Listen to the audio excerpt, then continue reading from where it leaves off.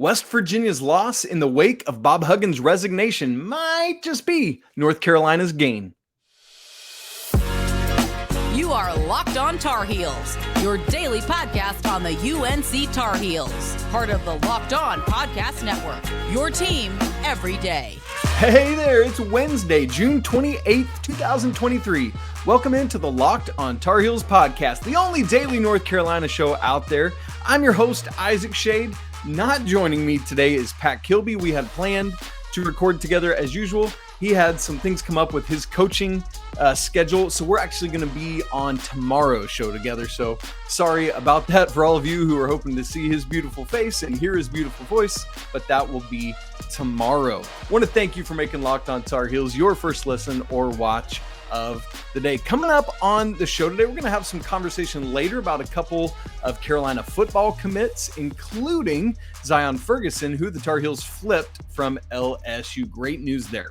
But before we get to all that, I want to talk about some of this West Virginia business, because I think North Carolina has a golden opportunity ahead of them. Now, obviously, this is an unfortunate story. One of the greatest and winningest basketball coaches of all time has resigned after several missteps in his personal life, and I'm not here to litigate that right now. But the funny thing is, right after Bob Huggins resigned, I thought about doing a show looking at who might Carolina target that might transfer out from West Virginia. And I thought, I don't think it'd be a worthwhile show to do. I'm not going to bother with that. But now here we are. Why is that? Well, as things have unfolded, West Virginia has named an interim coach. They've retained at least one of their transfers in. That's Kirk Kriisa coming from Arizona, interestingly enough. But they've lost one of their starters in Trey Mitchell. And earlier in the week, we also found out that they were losing to the transfer portal Mohamed Wague. And that's Wague is his last name. Now, here's the deal. A lot of this offseason, you know this, we've spent time speculating about various players that Carolina might go after or might target, might reach out to. And I've mentioned that a lot of that has kind of been, held close to the vest. We don't hear about a lot of it. But on Tuesday, per a tweet from 247 HS Hoops, High School Hoops, we learned that Carolina is one of the teams that has reached out to Wague. And it's a whole host of teams, as you'd expect when players enter the transfer portal late like this. In addition to Carolina, I'm not going to name off but some of the other high-end, high major schools are Alabama, Kansas State, Oregon, and more. In fact, on Tuesday, John Rothstein, great college basketball guy, let us know on Twitter that Wague is visiting DePaul, or visited on Tuesday, and will visit K-State as well. That's what I have as of this recording. From the point of this recording until you're listening to or watching the show, that news might evolve and adapt, and we might learn more, but that's where we're at right now. Now, for Wague himself, he said, quote, returning to West Virginia is 100% something I will consider, but I feel like it's in my best interest to explore what is out there for me. And that's what I think the wisest thing is for these West Virginia guys. Is you don't know if you want to stay and play for the new coach who's an assistant that's been elevated. But you want to maintain the option to return if it's possible, but you also want to explore what else is out there in case there is something better. Now, why am I talking about Wague today? Because I believe that he is the exact type of candidate that Carolina needs to go after to fill out the roster. Earlier in the week, we talked about Javon Quinterly. And I think a lot of you from reading our comments don't think that Carolina should target any more guards. But the prime player that the Tar Heels still need, in my opinion, is a true backup front court player, a true center, specifically to back up Armando Bacot in a way that Jalen Washington can't do, like a bigger bodied, thicker kind of guy. And someone that wouldn't mind coming off the bench. right? Like somebody that wants to be a starter or that needs to be a starter is not going to come in and have that opportunity unless it's just some elite person that enters between now and the season starting. But that's exactly what Wague is. If you remember our episode a couple weeks ago with Mac Etienne, who's a UCLA transfer, exact same type of thing we're talking about here. Either of those guys, I think, would be perfect to fulfill this role. So some of what I like about the potentiality of adding Wague: backup insurance behind Armando Bacot if he's hurt, in foul trouble, needs a breather, and Carolina's, going up against somebody with another big-bodied center that would essentially throw around Jalen Washington. Because secondly, that's what Wague has. He's a big-bodied dude, 6'10", 225, gives up some weight to some of those bigger guys, but that's enough. Again, he's okay coming off the bench. Also kind of neat, he has multiple years of eligibility left, and so could still be around even after Bacot left. If he progresses, maybe he gets a lot of playing time. If not, at least he is a, bit player, depth off the bench. And when you look at his role at West Virginia last year, I laugh because as I have gone back and watched some highlights, gone back and looked at stats and game tape and deeper numbers, what his role was for West Virginia last year is almost exactly, like, completely specifically what Carolina would probably ask of him this season. He played 10.6 minutes per game, scored 4.1 points per game, had 3.1 rebounds per game, and not much to speak of in terms of per game numbers with assists, steals, blocks, etc. But all of that is on the surface because, keep in mind, that's those averages at just 10.6 minutes per game played.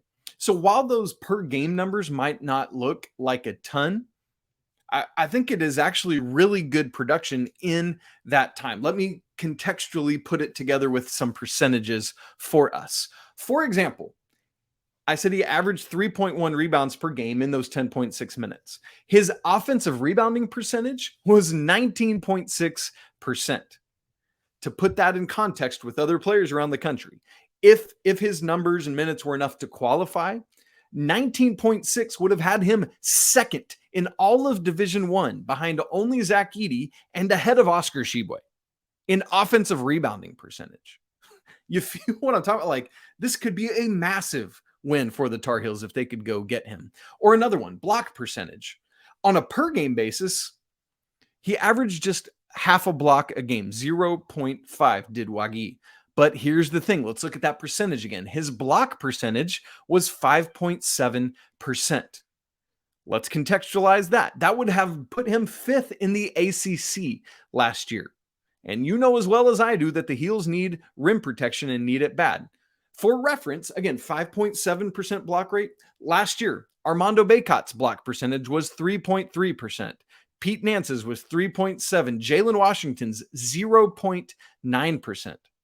The Heels need rim protection, and I believe that Wague could bring that, and his deeper numbers suggest that he would have been competitive, with more minutes right there at the upper tier of the ACC in terms of block percentage, right there at the leaders nationally in offensive rebounding percentage. So, man, I look at this and I love it. Now, a couple things that aren't like, oh, he's elite, are he's not great at the free throw line. Just 53.3% last year on 45 attempts. He's not a three-point attempt, literally 0 attempts last year, but obviously Carolina is still okay with that. That's not been Armando Bacot's game either. It will be Jalen Washington's, more so at least than Bacot and Wague would be. But here's another thing I love about Wague. While he's not going to step out, he is insanely efficient with his field goal percentage. You ready for this? Last season, he shot 74.2% from the field. He took 62 shots and made 46 of them. There's a lot of dunks in there if you go watch the film. But at 87% of those shots were at the rim. So my man carves out space, gets buckets at the rim, and converts them at an insanely efficient level. This is a guy I would love Carolina to go after, to be a piece coming off the bench to provide depth.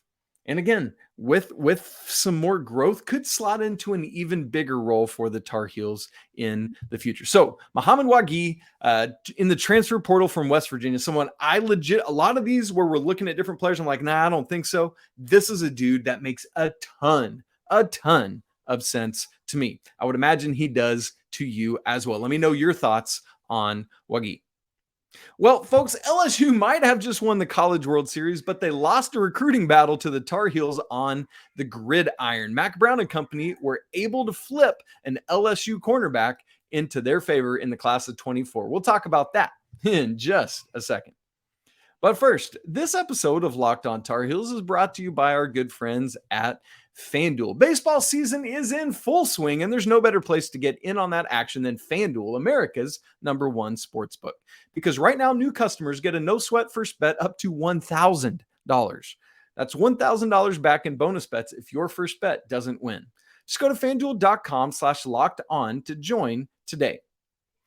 For example, man, my Braves are killing it right now. You might want to go look at the futures on taking them as the World Series champs. Don't miss your chance to snag a no-sweat first bet up to $1,000 when you join FanDuel today. Just go to FanDuel.com/lockedon to sign up. FanDuel, official partner of Major League Baseball. Major League Baseball trademarks used with permission.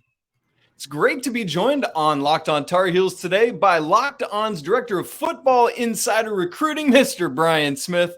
Brian, great to have you on, and it comes at a great time because Carolina, as is something that doesn't often happen, has been able to flip an SEC player, and that is Mr. Zion Ferguson from LSU. So the Tigers might have won the College World Series on Monday night, but they did not win this battle. So, Brian, what is it that you like about what Zion Ferguson is able to do in the secondary? I like his ability to flip his hips and run. I know that's as basic as it gets, but the film didn't lie. I only watched about a minute and a half. And with a corner, that's about all you really need. It's not like you're watching an interior offensive lineman. Needs to add weight. Definitely needs to put some pounds on. So peanut butter is his friend. But at the same time, the technique will come. You can't teach the speed. You can't change the ability to flip the hips. They got a prospect that LSU wanted to. LSU's occasionally had good defensive backs. I don't know if you've ever noticed that. I've heard that. It's a good sign.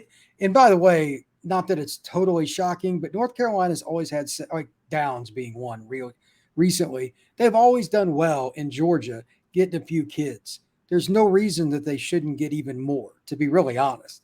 It's not that hard to sell Carolina, the campus, the academics, and all that. So good job by Mack Brown and staff. I mean, if you're going to elevate the program, you eventually got to beat SEC schools for recruits. There is no shortcut here.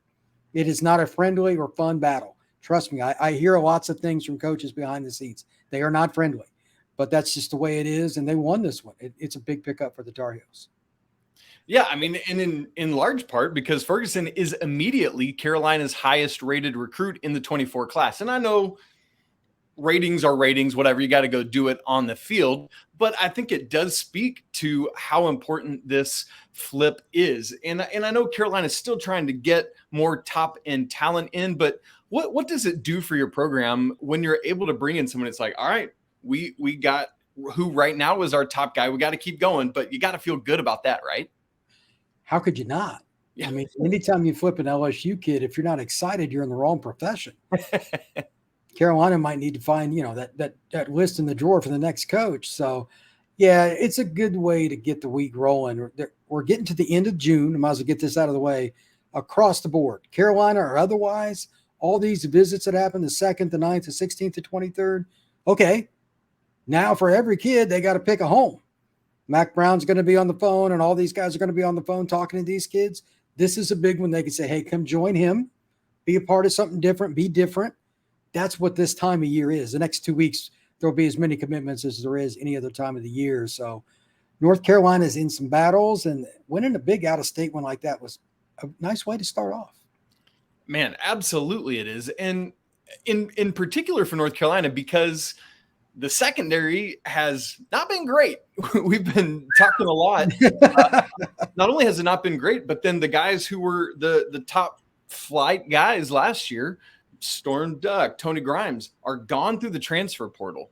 And so, I mean, you've got other guys coming in. You've got Legend Cavazos, who will hopefully be healthy this year, some other young talent. But, I mean, do you project that Ferguson, because of some of those vacations from last year, is somebody that could come in and pretty quickly find himself on the field? Why not? Look, they're not loaded at corner. Let's just cut to the chase. I saw them play probably a half dozen times the last 2 years. I never once said, boy, North Carolina's secondary is loaded. It's not. They need help. And if he wasn't turned on by the opportunity to play early, I've got news for him. He's going to be playing earlier if things are going the way they should, because he's got a lot of talent. They've got to get better at corner, man. They got to get better at corner. And this is how you do it. You bring in as many good dudes as possible. You let them go at it. May the cream rise to the top. So they needed more help. They got some. And I'm guaranteeing you that at some point this week, Mac and his staff are talking to some other corners, because it's still a priority. Very much so. And you mentioned that playing time being probably very attractive. Would you, if you had to wager a guess, Brian, would you imagine that's part of what allowed this flip to happen? Once again, this is a forest for the trees. It's going to be easier to make it at the top in Chapel Hill. LSU's not loaded like they normally are at corner, but they're not exactly diverting from talent there either. So, yeah, it's an easier path, man. And it's a great school. Mac Brown, he's always been one of the best recruiters in the country. I'm not exactly shocked by it. But, again, LSU doesn't lose a lot of corner commits, unless like the other schools, Alabama or Georgia or something. Man, that's a big deal. And having somebody, I know you said it's like maybe this is simplifying it too much, but like you said, with the flip in the hips and gone, like if you either have it or you don't. And with somebody like Ferguson, who has that innate capability, and I know, like you said, he's got to put on weight and do other things to compete as he gets into school, which he's got a whole nother year of high school to do. Are there things, even with that innate ability, are there things technique-wise that he still needs to work on? Yeah, he's got to use his hands a little better at the line. He's got the feet to be a bump and run corner. I think some of the time, some of these kids, they just want to run with them. They can just prove they can run with them there. The goal is to get guys off of their track, and that comes with power. At $160, he's probably not pushing a lot of guys off the line, especially playing in Georgia. So, I mean, that state is loaded with football talent, as you well know. And if he uses his hands a little better to go with those feet, he can be an all-ACC guy. There's no question. So, when was the last time Carolina could just take the ball away and dominate defensively? It's been a minute. This is where it starts. Like, I tell people this all the time. You can take recruiting rankings any way you want, okay? But if you say, Brian, you can have a 5-star offensive guard or a mid-level 4-star corner, I'll take the corner every time. Say, why? Because offensive guards don't impact the game like corners do. I'm not trying to pick on guys that play O-line. It's very important. No. But corners are rarer and they have a bigger impact. It's just ridiculous. Like when I get calls from coaches down here asking about kids, corner's always the first question. Always. It's never offensive line. I can guarantee you that. You can develop linemen. Corner, man, it's about natural ability. There's only so many guys that can play it. He's one of them. Okay. I think that's a great last word on Zion Ferguson. We'll see what he brings to Chapel Hill when he comes in 2024. Now, staying on the defensive side of the ball, the linebacking core has actually been an area of strength for the Tar Heels in recent years, but shallow is that position. Might they have just landed somebody to help out? We'll talk more about that in just a second. All right, we're joined today on Locked On Tar Heels by Brian Smith, our director of football recruiting here at Locked On. It's great to have him with us. We just talked about Zion Ferguson, who Carolina was able to flip from LSU in the class of 24. And now we go to that linebacking core, which returns its nucleus this year with Cedric Gray and Power Eccles. But quite frankly, Brian, there hasn't been much depth behind those guys. And in fact, lost Ra Dilworth to the transfer portal last year. And so that already shallow depth takes another hit. Now I know it's another year before Ashton Woods comes, but this guy, another kid coming out of the Atlanta area, what have you seen about this linebacker going into his senior year that excites you? His ability to get downhill and make tackles in space. He can play from depth. You can go get a guy on a screen, toss sweep. You can take care of inside zone. He was very instinctive. And I was surprised how flexible he was and how well he moved laterally. You know, and I know Atlanta is loaded. It's insane how much talent is there. I think it's as well-rounded of a city in the country for high school football, from quarterback to safety. And there's so many good teams in terms of how they're coached, et cetera. You could tell he'd been coached. He's not going to be a guy that's going to need a whole lot of extra help just to get the basics down. He'll come into UNC and he'll have the fundamentals. And I bet you he plays right away on special teams too. This is going to make his transition, though, to 1st and 10. And a linebacker in today's game is extremely hard because it's more about the shoulder up, knowing formations and all that. But he struck me as a guy that can figure that out because he took good angles. He didn't over pursue. Just a really smart football player. And he's got speed too. That never hurts either. It doesn't. And to your great point, projects really well from all those intangibles you just mentioned to special teams early on. And that's a really great point, Brian. Like, with all that high praise, are there things you notice about Woods' film that you think he needs to continue to work on and grow in during his senior season? The two things that kind of go together, one is not going to be surprising, adding weight. If you're going to play major power football, linebacker is brutal. You're taking on guys that weigh over 300 pounds. It's not fun. He's going to need a weight. And after a year in the weight room, he'll look completely different. He'll probably be 225, 230 pretty quick. And I also think he needs to develop one just elite strength. He's really well-rounded, but what can you do to dominate? Nothing. Yeah, like, are you going to be a package guy that on dime they don't take you off the field because you're really good in coverage? Is it short? Whatever it is. He's good at everything. I want to see him develop something where he's elite. If he can do that, then he's got a niche. Hell, he could be a starter by his sophomore year. Man, that's wild to think about. So, Brian, I know that this is totally asking you to guess and predict on it, but your point is so good. Your point is so good about that whole thing of being, a jack of all trades, but a master of none. For what you see from Ashton Woods right now, what do you project as maybe one or two things that could turn into that elite skill that could really set him apart from the pack? Teams that like to run the ball. I was surprised at how well he got to the outside the tackle box when he was playing inside backer and scraped, got over the top, and again, he's playing Atlanta kids. He's not playing against guys that are slow. These are jackrabbits, and was able to turn them back inside in the run game. It is one of the oldest and most boring things ever. People hate hearing about it. But if you don't keep everybody inside and they get outside, they score.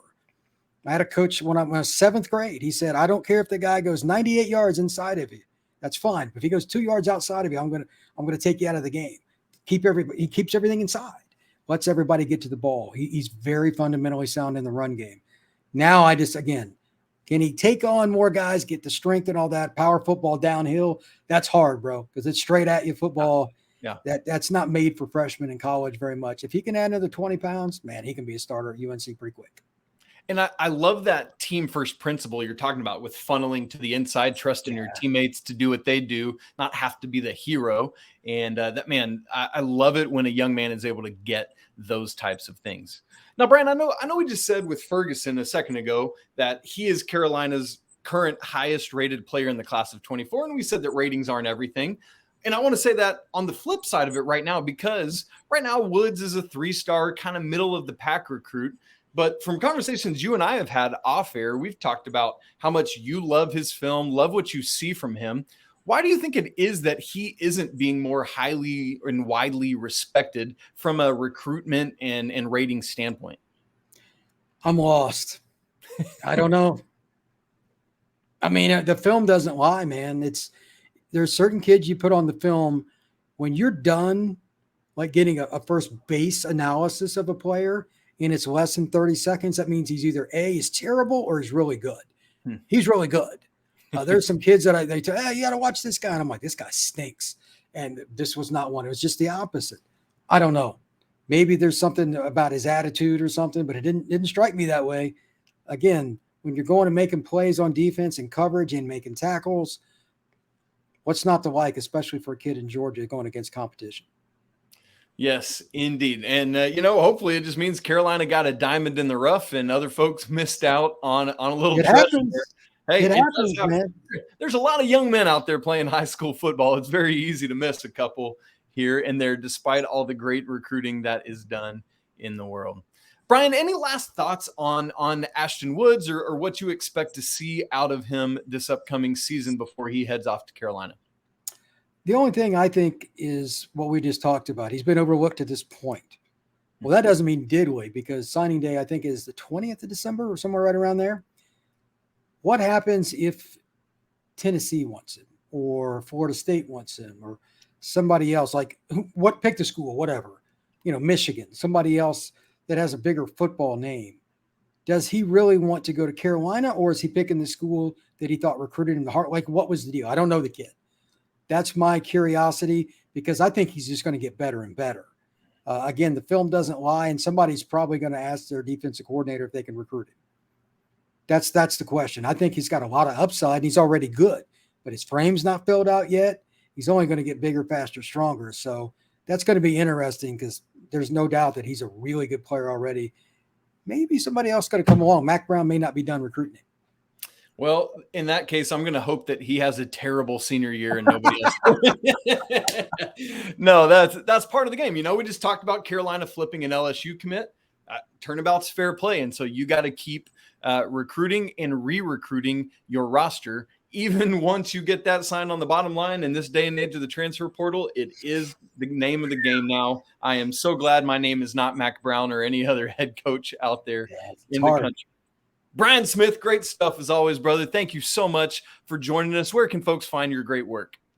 At FB Scout_Florida, YouTube and Twitter in particular, some Instagram as well. Right now is the most active time of the year for recruiting. Between now and the middle of July, the next 2 weeks will be commitment city. I had a phone call from a buddy the other day, like, I can't keep up. And I'm like, me too. Kids picking schools, that are just random. We usually know, but not always. There's some surprises. North Carolina being a very prime example. I did not see that one coming. So, hey, to the victor go the spoils. And we will take those spoils. Brian Smith, great stuff, brother. Thank you so much. Make sure you get some rest during this crazy fortnight ahead of you. I appreciate it. Thank you, sir. That's it for today's episode of Locked on Tar Heels. Big thanks to Brian Smith for joining us to unpack these two commitments for the Tar Heel football team. Again, coming up on the show tomorrow, you everydayers, I know you're excited about it. Coach Pat Kilby will be with us tomorrow. You can follow the show on Twitter at Locked on Heels. You can follow me at Isaac Schade. Email the show, lockedontarheels@gmail.com. We got some of those video questions starting to roll in. Remember, 15 seconds, you can attach it to an email, your name, where you're from, and your question. Would love to add that into the show. Great, fun way to connect all of us together. Hey, don't forget to subscribe on YouTube, smash the like button so we know you were here, and leave some comments on today's show. Hey, it's always a great day to be a Tar Heel, right? Yes, sir. Yes, ma'am. Until tomorrow when we talk again. Peace.